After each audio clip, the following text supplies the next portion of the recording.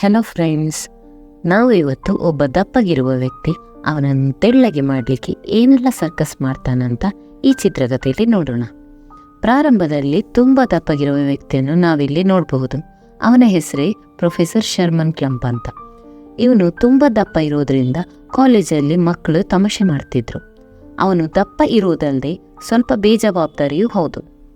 ಇವನ ಬೇಜವಾಬ್ದಾರಿಯಿಂದ ಏನಾಯ್ತು ಗೊತ್ತಾ? ಒಂದಿನ ಕಾಲೇಜ್ಗೆ ಬರುವಾಗ 5,000ಕ್ಕೂ ಹೆಚ್ಚು ಹ್ಯಾಮ್ಸ್ಟರ್ ದಿಕ್ಕಾಪಾಲಾಗಿ ಓಡ್ತಿರ್ತದೆ. ಹ್ಯಾಮ್ಸ್ಟರ್ ನೋಡಲಿಕ್ಕೆ ಸೇಮ್ ಇಲಿಗಳ ಹಾಗೆ ಇರ್ತದೆ. ಹ್ಯಾಮ್ಸ್ಟರ್ ಪೂರ್ತಿ ಕಾಲೇಜ್ನಲ್ಲಿ ಹರಡಿರ್ತದೆ. ಕೆಲವರ ಪ್ಯಾಂಟ್ ಒಳಗೆ, ಇನ್ನು ಕೆಲವರ ಸ್ಯಾಂಡ್ವಿಚ್ ಒಳಗಿಂದ ಓಡಿ ಬರ್ತದೆ.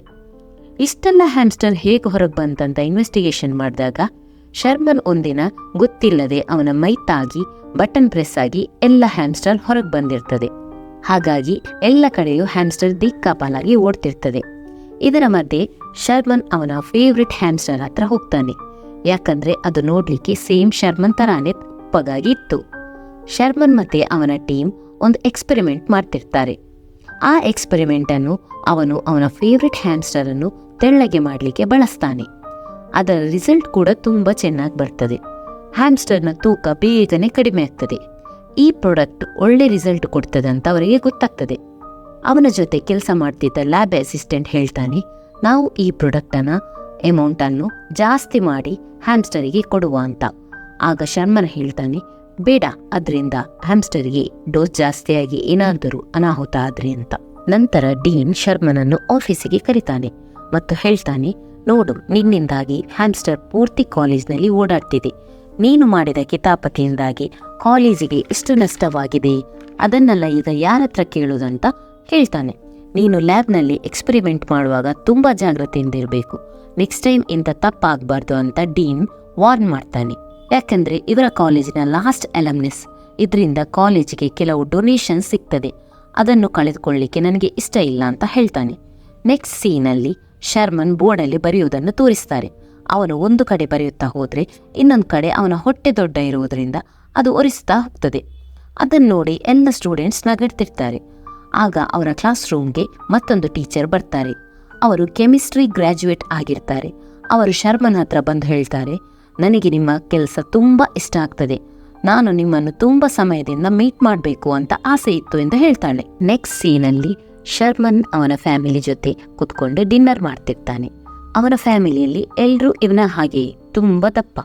ಅಂದರೆ ಶರ್ಮನ್ನ ತಂದೆಗೆ ಅದರ ಬಗ್ಗೆ ಏನೂ ಬೇಸರ ಇರಲಿಲ್ಲ. ಇಷ್ಟು ದಪ್ಪ ಇರುವುದು ನಮ್ಮ ಫ್ಯಾಮಿಲಿಯ ಸಂಕೇತ ಅಂತ ಶರ್ಮನ್ನ ತಂದೆ ಹೇಳ್ತಾನೆ. ಹಾಗೆಯೇ ಶರ್ಮನ್ಗೆ ಹೇಳ್ತಾನೆ, ನೀನು ಜೀವನದಲ್ಲಿ ಏನು ಬೇಕಾದರೂ ಮಾಡು, ಆದರೆ ನಿನಗೆ ದಪ್ಪ ಇರೋದನ್ನು ಕಡಿಮೆ ಮಾಡಲಿಕ್ಕೆ ಸಾಧ್ಯವೇ ಇಲ್ಲ ಅಂತ ಹೇಳ್ತಾನೆ. ನೀನು ವೆಯ್ಟ್ ಲೂಸ್ ಮಾಡಬಾರ್ದು ಅಂತ ಹೇಳ್ತಾನೆ. ಶರ್ಮನ್ ತಂದೆಗೆ ಒಂದು ಕೆಟ್ಟ ಅಭ್ಯಾಸ ಇರ್ತದೆ. ಏನೆಂದರೆ ಎಲ್ಲರ ಮಧ್ಯೆ ಉಸ್ಬಿಡುವುದು. ಅದನ್ನು ನೋಡಿ ಎಲ್ಲರೂ ನಗ್ತಿದ್ರು. ಆದರೆ ಶರ್ಮನ್ಗೆ ಸ್ವಲ್ಪನೂ ಇಷ್ಟ ಆಗ್ತಿರ್ಲಿಲ್ಲ. ಅಲ್ಲಿಂದ ಶರ್ಮನ್ ಹೊರಗೆ ಬಂದಾಗ ಶರ್ಮನ್ನ ತಾಯಿ ಹೇಳ್ತಾಳೆ, ನೀನು ತುಂಬ ಸುಂದರವಾಗಿದ್ದೀಯಾ, ನೀನು ಹೇಗೆ ಇದ್ದೀಯಾ ಹಾಗೇ ತುಂಬ ಚೆನ್ನಾಗಿದ್ದೀಯಾ, ನೀನು ದಪ್ಪ ಇರುವುದರ ಬಗ್ಗೆ ತಲೆ ಕೆಡಿಸ್ಬೇಡ ಅಂತ ಹೇಳಿ ಮಗನನ್ನು ಸಮಾಧಾನ ಮಾಡ್ತಾಳೆ. ಶರ್ಮನ್ ಕೆಮಿಸ್ಟ್ರಿ ಟೀಚರ್ ಅನ್ನು ಡೇಟ್ಗೆ ಬರಲು ಹೇಳ್ತಾನೆ. ಲಕ್ಕಿಲಿ ಆ ಟೀಚರ್ ಡೇಟ್ಗೆ ಬರ್ತೇನಂತ ಹೇಳ್ತಾರೆ. ಫ್ರೈಡೆ ಅವರು ಡೇಟ್ಗೆ ಹೋಗ್ಲಿಕ್ಕೆ ಡಿಸೈಡ್ ಮಾಡ್ತಾರೆ. ಆಮೇಲೆ ಶರ್ಮನ್ ಮನೆಗೆ ಬರ್ತಾನೆ. ತುಂಬ ಖುಷಿಯಲ್ಲಿರ್ತಾನೆ. ಅವನು ಟಿವಿ ನೋಡುವಾಗ ಅದರಲ್ಲಿ ಹೋಸ್ಟ್ ಒಬ್ಬ ಹೇಳ್ತಾನೆ, ವಿ ಕ್ಯಾನ್ ಡೂ ಇಟ್ ಅಂತ. ಅದನ್ನು ನೋಡಿ ಶರ್ಮನ್ ಕೂಡ ಹೇಳ್ತಾನೆ, ನಾನು ಮಾಡ್ತೇನೆ, ನಾನು ನನ್ನ ದೇಹ ತೆಳ್ಳಗೆ ಮಾಡ್ತೇನಂತ.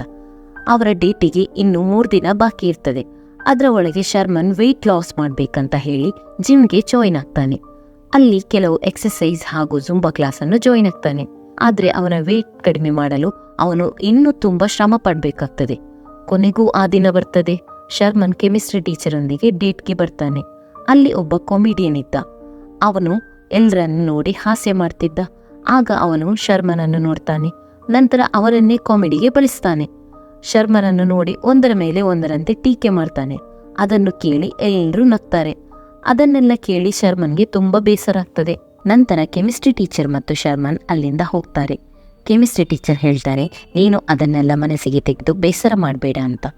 ಶರ್ಮನ್ ಸಮಾಧಾನ ಮಾಡಿದಕ್ಕಾಗಿ ಥ್ಯಾಂಕ್ಸ್ ಅಂತ ಹೇಳ್ತಾನೆ. ಆದರೆ ಅವನ ಮನಸ್ಸಿನಲ್ಲಿ ತುಂಬ ಬೇಸರ ಇರ್ತದೆ. ಶರ್ಮನ್ಗೆ ಅವನ ವೆಯ್ಟ್ ಲಾಸ್ನ ಬಗ್ಗೆ ಭರವಸೆ ಹೋಗಿರ್ತದೆ. ಅವನು ಮನೆಗೆ ಬಂದಾಗ ತುಂಬ ಜಂಕ್ ಫುಡ್ ತಿಂತಾನೆ. ಅವನು ವೆಯ್ಟ್ ಲಾಸ್ ಮಾಡಲಿಕ್ಕೆ ಏನೆಲ್ಲ ಮಾಡಿದ್ದ ಎಂದು ಯೋಚಿಸಿ ಅಲ್ಲಿಯೇ ತಿನ್ನುತ್ತಾ ಮಲಗ್ತಾನೆ. ನಿದ್ದೆಯಲ್ಲಿ ಅವನಿಗೆ ಕನಸು ಬೀಳ್ತದೆ. ವೆಯ್ಟ್ ಜಾಸ್ತಿ ಇರೋದ್ರಿಂದ ಹಾರ್ಟ್ ಅಟ್ಯಾಕ್ ಆಗಿ ಹಾಸ್ಪಿಟಲ್ನಲ್ಲಿ ಅಡ್ಮಿಟ್ ಆಗಿರ್ತಾನೆ. ಅಲ್ಲಿ ಅವನ ವೆಯ್ಟ್ ತನ್ನಷ್ಟಕ್ಕೆ ಜಾಸ್ತಿ ಆಗ್ತದೆ. ಎಷ್ಟು ಜಾಸ್ತಿ ಆಗ್ತದೆ ಅಂದರೆ ಹಾಸ್ಪಿಟಲ್ಗಿಂತ ಗಾತ್ರ ದೊಡ್ಡದಾಗ್ತದೆ. ಆಗಲೇ ಅವನಿಗೆ ಎಚ್ಚರವಾಗ್ತದೆ. ಆಗ ಅವನು ಯೋಚನೆ ಮಾಡ್ತಾನೆ, ನಾನು ಜಿಮ್ಗೆ ಹೋದೆ, ಒಳ್ಳೆಯ ಫುಡ್ಸ್ ತಿಂದೆ, ಆದರೆ ಏನೂ ವ್ಯತ್ಯಾಸ ಆಗಲಿಲ್ಲ. ಆಗ ಅವನು ಲ್ಯಾಬ್ನಲ್ಲಿ ಮಾಡಿದ ಸಿರಮನ್ನು ಯೂಸ್ ಮಾಡಲು ಡಿಸೈಡ್ ಮಾಡ್ತಾನೆ. ಶರ್ಮನ್ ರಾತ್ರಿ ಲ್ಯಾಬ್ಗೆ ಹೋಗಿ ಸಿರಮನ್ನು ರೆಡಿ ಮಾಡಿ ಅವನ ಬಾಡಿ ಒಳಗೆ ಇಂಜೆಕ್ಟ್ ಮಾಡ್ತಾನೆ. ಫಸ್ಟ್ ಅವನಿಗೆ ಈ ಎಕ್ಸ್ಪೆರಿಮೆಂಟ್ ಫೇಲ್ ಆಗ್ತದೆ ಅಂತ ಅನಿಸ್ತದೆ, ಯಾಕಂದರೆ ಅವನ ಹಾರ್ಟ್ ರೇಟ್ ಜಾಸ್ತಿ ಆಗ್ತದೆ.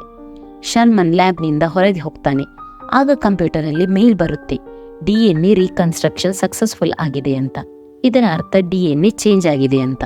ನೆಕ್ಸ್ಟ್ ಡೇ ಬೆಳಗ್ಗೆ ಎದ್ದು ಶರ್ಮನ್ ಕನ್ನಡಿ ಮುಂದೆ ಬಂದು ನಿಂತಾಗ ತುಂಬ ಶಾಕ್ ಆಗ್ತಾನೆ. ಯಾಕಂದ್ರೆ ಅವನು ತುಂಬ ತೆಳ್ಳಗೆ ಆಗಿರ್ತಾನೆ. ಅವನಿಗೆ ನಂಬಲಿಕ್ಕೆ ಆಗೋದಿಲ್ಲ, ಇದು ಹೇಗೆ ಸಾಧ್ಯ ಅಂತ ಅವನು ಖುಷಿಯಿಂದ ಹಾರಾಡ್ತಾನೆ. ಹೊರಗೆ ಹೋಗಿ ಶರ್ಮನ್ ಎಲ್ಲರನ್ನು ನೋಡಿ ಬೊಬ್ಬೆ ಹಾಕಿಕೊಂಡು ಹೇಳ್ತಾನೆ, ನೋಡಿ ನನ್ನನ್ನು, ನಾನು ಎಷ್ಟು ಸ್ಲಿಮ್ ಆಗಿದ್ದೇನೆ ಅಂತ. ಮೊದಲನೆಯದಾಗಿ ಅವನು ಮಾಲ್ಗೆ ಹೋಗಿ ಎಲ್ಲ ತರಹದ ಬಟ್ಟೆಗಳನ್ನು ಹಾಕಿ ನಾನು ಮಾಡೆಲ್ ರೀತಿ ಕಾಣುತ್ತೇನೆ ಅಂತ ಖುಷಿ ಪಡ್ತಾನೆ. ನೆಕ್ಸ್ಟ್ ಡೇ ಕೆಮಿಸ್ಟ್ರಿ ಟೀಚರ್ ಅವನ ಹತ್ತಿರ ಬರ್ತಾಳೆ. ಆದರೆ ಅವನಿಗೆ ಅದು ಶರ್ಮನ್ ಅಂತ ಗೊತ್ತಿರುವುದಿಲ್ಲ. ಅವನ ವೆಯ್ಟ್ ಬೇಗನೆ ಕಡಿಮೆ ಆಗಿರುತ್ತದೆ. ಅದಕ್ಕೆ ಶರ್ಮನ್ಗೆ ಅವನು ಯಾರಂತ ಹೇಳಲಿಕ್ಕೆ ಇಷ್ಟ ಇರುವುದಿಲ್ಲ.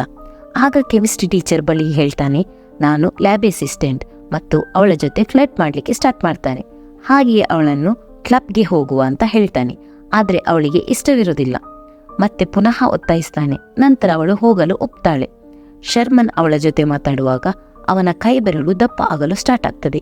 ಆಗ ಅವನಿಗೆ ಗೊತ್ತಾಗ್ತದೆ ಅವನು ಮತ್ತೆ ಆ ದಪ್ಪ ಮನುಷ್ಯನಾಗಿ ಕನ್ವರ್ಟ್ ಆಗ್ತಾ ಇದ್ದಾನಂತ. ಅವಳಿಗೆ ಅದು ಶರ್ಮನ್ ಅಂತ ಗೊತ್ತಾಗಬಾರ್ದಂತ ಹೇಳಿ ಬೇಗ ಹೋಗಿ ಕೆಮಿಸ್ಟ್ರಿ ಟೀಚರನ್ನು ಹೊರಗೆ ಕಳಿಸ್ತಾನೆ. ಕೆಲವು ಸಮಯದ ನಂತರ ಕೆಮಿಸ್ಟ್ರಿ ಟೀಚರ್ ಶರ್ಮನನ್ನು ಭೇಟಿಯಾಗ್ತಾಳೆ. ಆಗ ಶರ್ಮನ್ ಪುನಃ ಮೊದಲಿನಂತೆ ಆಗಿರ್ತಾನೆ. ಕೆಮಿಸ್ಟ್ರಿ ಟೀಚರ್ ಲ್ಯಾಬ್ಗೆ ಹೋದಾಗ ಲ್ಯಾಬ್ ಅಸಿಸ್ಟೆಂಟ್ ಅನ್ನು ಭೇಟಿಯಾದೆ ಅಂತ ಹೇಳ್ತಾಳೆ. ಆಗ ಶರ್ಮನ್ ಹೇಳ್ತಾನೆ, ನೀನು ಅವನನ್ನು ಭೇಟಿಯಾದದ್ದು ಒಳ್ಳೆಯದೇ ಆಯಿತು, ಅವನು ತುಂಬ ಒಳ್ಳೆ ಹುಡುಗ ಅಂತ ಹೇಳ್ತಾನೆ. ನೆಕ್ಸ್ಟ್ ಸೀನಲ್ಲಿ ಬಡ್ಡಿಯನ್ನು ನೋಡ್ತೇವೆ. ಅದು ನಿಜವಾಗಿಯೂ ಶರ್ಮನ್ ಆಗಿರ್ತಾನೆ. ಅವನು ಸ್ಲಿಮ್ ಆಗಿರ್ತಾನೆ. ಅವನು ಯಾವಾಗೆಲ್ಲ ಸ್ಲಿಮ್ ಆಗಿರ್ತಾನೆ ಆವಾಗ ಅವನನ್ನು ಬಡ್ಡಿ ಅಂತ ಕರೆಯೋಣ. ನೆಕ್ಸ್ಟ್ ಸೀನಲ್ಲಿ ಬಡ್ಡಿ ಸ್ಪೋರ್ಟ್ಸ್ ಕಾರ್ನಲ್ಲಿ ಕ್ಲಬ್ಗೆ ಹೋಗ್ತಾನೆ. ಆ ಕಾರ್ನಲ್ಲಿ ಆರಾಮಾಗಿ ಕುತ್ಕೋತಾನೆ. ಯಾಕಂದರೆ ಮೊದಲು ಅವನಿಗೆ ಆ ಕಾರ್ನಲ್ಲಿ ಕುತ್ಕೊಳ್ಳಿಕ್ಕೆ ಆಗ್ತಿರ್ಲಿಲ್ಲ. ಅಲ್ಲಿ ಕೆಮಿಸ್ಟ್ರಿ ಟೀಚರ್ ಬರ್ತಾಳೆ. ಬಡ್ಡಿ ಮತ್ತೆ ಟೀಚರ್ ಕ್ಲಬ್ಗೆ ಹೋಗ್ತಾರೆ. ಅಲ್ಲಿ ಕೊಮಿಡಿಯನ್ ಮೊದಲಿನ ಥರ ಎಲ್ಲರನ್ನು ತಮಾಷೆ ಮಾಡ್ತಿದ್ದ. ಅವನು ಎಲ್ಲರನ್ನು ಕ್ಲಬ್ಗೆ ವೆಲ್ಕಮ್ ಮಾಡ್ತಾನೆ. ಅವನು ಪುನಃ ಬಡ್ಡಿಯನ್ನು ಇನ್ಸಲ್ಟ್ ಮಾಡಲಿಕ್ಕೆ ನೋಡ್ತಾನೆ. ಆದರೆ ಈಗ ಬಡ್ಡಿ ತುಂಬ ಕಾನ್ಫಿಡೆನ್ಸಿಂದ ಇದ್ದಾನೆ. ಯಾಕಂದರೆ ಅವನು ಈಗ ಮೊದಲಿನಂತೆ ದಪ್ಪ ಇರುವುದಿಲ್ಲ. ಅದಕ್ಕಾಗಿ ಕೊಮಿಡಿಯನ್ನ ಮಾತಿಗೆ ಹೇಗೆ ರಿಪ್ಲೈ ಮಾಡ್ತಾನೆಂದರೆ ಅವನು ಮತ್ತೆ ಮಾತಾಡಲಿಕ್ಕೆ ಹಿಂದು ಮುಂದೆ ನೋಡ್ತಾನೆ. ಅಲ್ಲಿ ಬಡ್ಡಿ ಮತ್ತೆ ಕೊಮಿಡಿಯನ್ ಎಷ್ಟು ಮಾತುಕತೆ ಮಾಡ್ತಾರೆ ಅಂದರೆ ಕೊನೆಯಲ್ಲಿ ಜಗಳಕ್ಕೆ ಇಳಿತಾರೆ. ಎಲ್ಲರೂ ಬಡ್ಡಿಯನ್ನು ಹೊಗಳಿ ಚಪ್ಪಾಳೆ ಹೊಡಿತಾರೆ. ಕೆಮಿಸ್ಟ್ರಿ ಟೀಚರ್ ಕೂಡ ತುಂಬ ಇಂಪ್ರೆಸ್ ಆಗ್ತಾರೆ. ಅವಳಿಗೆ ಖುಷಿ ಆಗುತ್ತೆ ಬಡ್ಡಿಯ ಕಾನ್ಫಿಡೆನ್ಸ್ ನೋಡಿ. ಅಲ್ಲಿ ಅವರಿಬ್ಬರು ಮಾತನಾಡುತ್ತಾ ಎಂಜಾಯ್ ಮಾಡ್ತಿರ್ತಾರೆ. ಆಗ ಟೀಚರ್ ಬಡ್ಡಿಯ ಕೆಳಗಿನ ತುಟಿ ದಪ್ಪ ಆಗುವುದನ್ನು ಮತ್ತು ಕೈ ಬೆರಳು ದಪ್ಪ ಆಗುವುದನ್ನು ನೋಡಿ ಅವನಲ್ಲಿ ಹೇಳ್ತಾಳೆ, ನಿನಗೆ ಏನೋ ಆಗಿದೆ ಅಂತ. ಆಗ ಬಡ್ಡಿ, ನಾನು ಇಲ್ಲಿಂದ ಹೋಗ್ತೇನೆ, ನನಗೆ ಎಲರ್ಜಿ ಆಗಿದೆ ಅಂತ ಹೇಳಿ ಅಲ್ಲಿಂದ ಓಡಿ ಹೋಗ್ತಾನೆ. ಅಲ್ಲಿಗೆ ಶರ್ಮನ್ನ ಲ್ಯಾಬ್ ಅಸಿಸ್ಟೆಂಟ್ ಬರ್ತಾನೆ. ಅವನು ವೇಟರ್ನ ಕೈಯಲ್ಲಿದ್ದ ಶರ್ಮನ್ನ ID ಕಾರ್ಡ್ ನೋಡ್ತಾನೆ. ಅವನು ಯೋಚನೆ ಮಾಡ್ತಾನೆ, ಬಡ್ಡಿ ಶರ್ಮನ್ನ ID ಕಾರ್ಡನ್ನು ಕತ್ಕೊಂಡು ಹೋಗ್ತಿದ್ದಾನಂತ. ಆಗ ಅಸಿಸ್ಟೆಂಟ್ ಹೋಗಿ ಬಡ್ಡಿಯ ಕಾರಲ್ಲಿ ಕುತ್ಕೋತಾನೆ. ಅವನು ಬಡ್ಡಿಯನ್ನು ನೋಡಿ ಶಾಕ್ ಆಗ್ತಾನೆ. ಬಡ್ಡಿ ತುಂಬ ದಪ್ಪ ಆಗ್ತಾನೆ ಹೋಗ್ತಾನೆ. ಅಚಾನಕ್ಕಾಗಿ ಅವನು ಶರ್ಮನ್ ಪ್ರೊಫೆಸರ್ ಆಗಿ ಕನ್ವರ್ಟ್ ಆಗ್ತಾನೆ.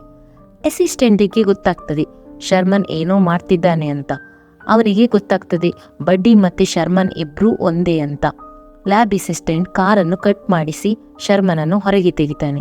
ಯಾಕಂದ್ರೆ ಅವನಿಗೆ ಕಾರ್ ಬಾಗಿಲಿಂದ ಹೊರಗೆ ಬರಲಿಕ್ಕೆ ಆಗಲ್ಲ. ನೆಕ್ಸ್ಟ್ ಡೇ ಶರ್ಮನ್ ಕಾಲೇಜ್ಗೆ ಹೋಗುವಾಗ ತುಂಬ ಲೇಟ್ ಆಗಿತ್ತು.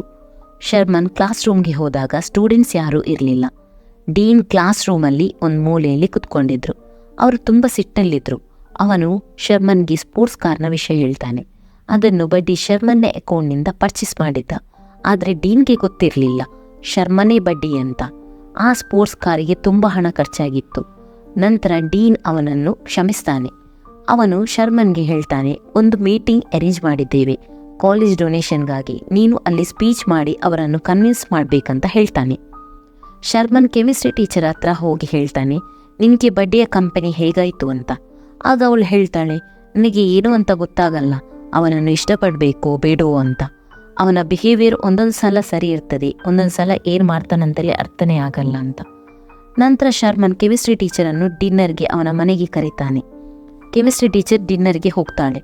ಅವಳು ಡಿನ್ನರ್ ಮಾಡಲಿಕ್ಕೆ ಹೋದಾಗ ತುಂಬ ಅನ್ಕಂಫರ್ಟೇಬಲ್ ಫೀಲ್ ಮಾಡ್ತಾಳೆ.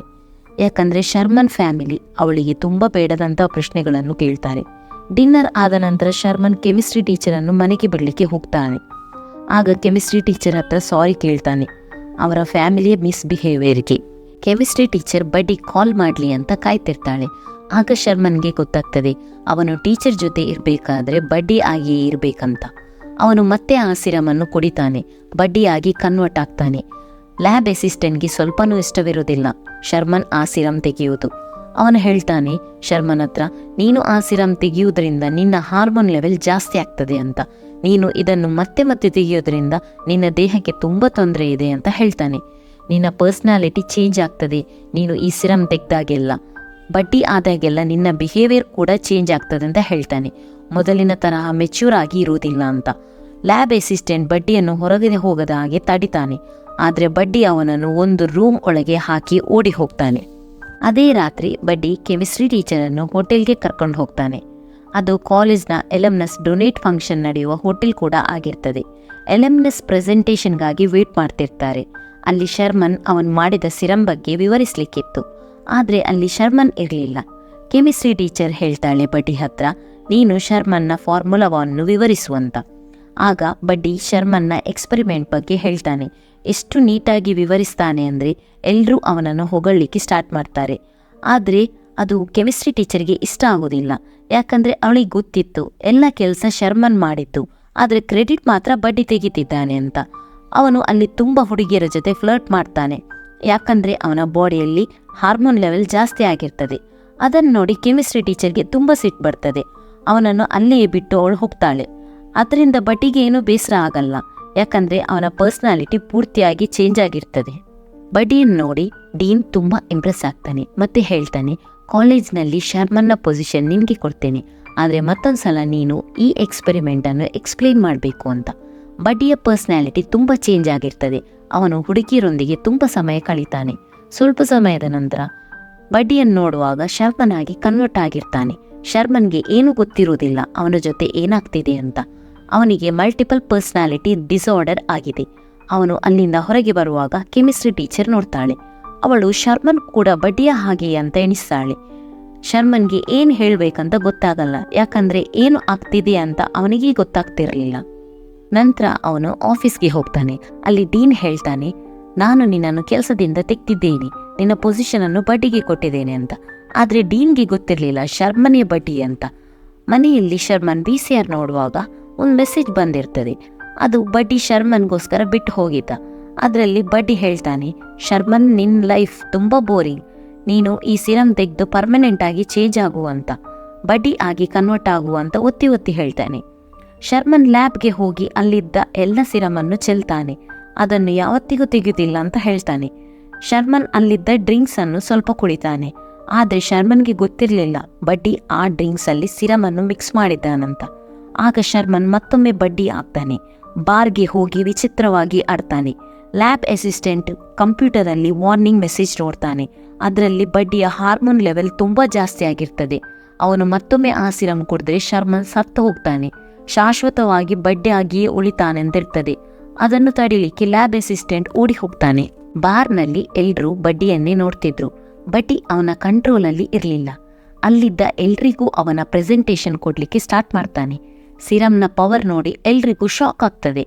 ಆಗ ಬಡ್ಡಿ ಸಿರಮ್ನ ಸೆಕೆಂಡ್ ಡೋಸ್ ತೆಗೆಯುವಾಗ ಲ್ಯಾಬ್ ಅಸಿಸ್ಟೆಂಟ್ ಬರ್ತಾನೆ. ಅವನನ್ನು ತಡಿತಾನೆ. ಸೆಕೆಂಡ್ ಡೋಸ್ ತೆಗೆಯದ ಕಾರಣ ಬಡ್ಡಿಯ ಕೈ ಬೆರಳು ಮತ್ತೆ ದಪ್ಪ ಆಗಲಿಕ್ಕೆ ಸ್ಟಾರ್ಟ್ ಆಗ್ತದೆ. ದೇಹ ಕೂಡ ದಪ್ಪ ಆಗಲಿಕ್ಕೆ ಸ್ಟಾರ್ಟ್ ಆಗ್ತದೆ. ಅವನು ಮತ್ತೊಮ್ಮೆ ಶರ್ಮನ್ ಆಗಿ ಟ್ರಾನ್ಸ್ಫಾರ್ಮ್ ಆಗ್ತಾನೆ. ಅಲ್ಲಿ ಎಲ್ಲರೂ ಇರ್ತಾರೆ. ಶರ್ಮನ್ನ ತಂದೆ, ತಾಯಿ, ಕೆಮಿಸ್ಟ್ರಿ ಟೀಚರ್ ಅವರೆಲ್ಲ ಶರ್ಮನನ್ನು ನೋಡಿ ಶಾಕ್ ಆಗ್ತಾರೆ. ಆಗ ಶರ್ಮನ್ ಹೇಳ್ತಾನೆ, ನಾನು ಈ ಎಕ್ಸ್ಪೆರಿಮೆಂಟ್ ನನ್ನ ಮೇಲೆ ಮಾಡಿದ್ದು, ಯಾಕಂದರೆ ದಪ್ಪ ಇರುವವರಿಗೆ ಹೆಲ್ಪ್ ಆಗಲಿ ಅಂತ. ದಪ್ಪ ಇರುವವರಿಗೆ ತುಂಬ ಹೆಲ್ತ್ ಇಶ್ಯೂಸ್ ಇರ್ತದೆ. ಆದರೆ ನನಗೆ ಈಗ ಗೊತ್ತಾಯಿತು ಈ ಎಕ್ಸ್ಪೆರಿಮೆಂಟ್ ತುಂಬ ಡೇಂಜರ್ ಅಂತ. ನಾನು ಎಣಿಸಿದಷ್ಟು ಸುಲಭ ಇಲ್ಲ. ಕೊನೆಯಲ್ಲಿ ನಮಗೆ ಏನು ಗೊತ್ತಾಗ್ತದೆ ಅಂದರೆ ನಾವು ಹೇಗೆ ಇದ್ದೇವೆ ಹಾಗೆಯೇ ಎಕ್ಸೆಪ್ಟ್ ಮಾಡುವುದನ್ನು ಕಲಿಬೇಕು. ನಾನು ಕೂಡ ನನ್ನನ್ನು ಎಕ್ಸೆಪ್ಟ್ ಮಾಡಿದ್ದೇನೆ ಅಂತ ಹೇಳ್ತಾನೆ. ಇನ್ನು ಈ ಸಿರಮನ್ನು ನಾನು ಯೂಸ್ ಮಾಡೋದಿಲ್ಲ ಅಂತ ಹೇಳ್ತಾನೆ. ಹಾರ್ಡ್ ವರ್ಕ್ ಮಾಡಿ, ಜಿಮ್ಗೆ ಹೋಗಿ, ಹೆಲ್ತಿ ಡಯಟ್ ಮಾಡಿ, ಬಾಡಿ ಫಿಟ್ ಇಡ್ತೇನೆ ಅಂತ ಹೇಳ್ತಾನೆ. ಶರ್ಮನ್ ತುಂಬ ಬೇಸರದಿಂದ ಅಲ್ಲಿಂದ ಹೊರಗೆ ಹೋಗ್ತಾನೆ. ಆಗ ಕೆಮಿಸ್ಟ್ರಿ ಟೀಚರ್ ಹೇಳ್ತಾಳೆ, ನನಗೆ ನೀನು ದಪ್ಪ ಇರುವುದರಿಂದ ಏನೂ ಪ್ರಾಬ್ಲಮ್ ಇಲ್ಲ, ನನಗೆ ನೀನಂದರೆ ತುಂಬ ಇಷ್ಟ ಅಂತ ಹೇಳ್ತಾನೆ. ನಿನ್ನ ಮನಸ್ಸು ತುಂಬ ಪ್ಯೂರ್ ಅಂತ ಹೇಳಿ ಕೊನೆಯಲ್ಲಿ ಇಬ್ಬರು ಅಪ್ಪಿಕೊಂಡು ಡ್ಯಾನ್ಸ್ ಮಾಡ್ತಾರೆ. ಲಾಸ್ಟ್ ಸೀನಲ್ಲಿ ನಾವು ಕಾಲೇಜ್ಗೆ ಡೊನೇಟ್ ಮಾಡುವ ಡೊನೇಟರನ್ನು ನೋಡ್ತೇವೆ. ಅವರು ಡೀನ್ ಹತ್ರ ಹೇಳ್ತಾರೆ, ಕಾಲೇಜ್ಗೆ ಡೊನೇಷನ್ ಖಂಡಿತವಾಗಿ ರೆಡಿಯೇ ಇದೆ. ಯಾಕಂದರೆ ಅವರಿಗೆ ಶರ್ಮನ್ನ ಸ್ಪೀಚ್ ಮತ್ತು ಎಕ್ಸ್ಪೆರಿಮೆಂಟ್ ಇಷ್ಟ ಆಯಿತು. ಎಕ್ಸ್ಪೆರಿಮೆಂಟ್ ಫೇಲ್ ಆದರೂ ಶರ್ಮನ್ ಪ್ರೂವ್ ಮಾಡಿದ್ದಾನೆ ಅವ ಒಬ್ಬ ಒಳ್ಳೆ ಸೈಂಟಿಸ್ಟ್ ಅಂತ. ಇಲ್ಲಿಗೆ ಮೂವಿ ಎಂಡ್ ಆಗ್ತದೆ. ಈ ವಿಡಿಯೋ ಇಷ್ಟವಾದಲ್ಲಿ ಲೈಕ್ ಆ್ಯಂಡ್ ಸಬ್ಸ್ಕ್ರೈಬ್ ಮಾಡಿ, ಪಕ್ಕದಲ್ಲಿರುವ ಬೆಲ್ ಐಕಾನ್ ಅನ್ನು ತಪ್ಪದೆ ಪ್ರೆಸ್ ಮಾಡಿ.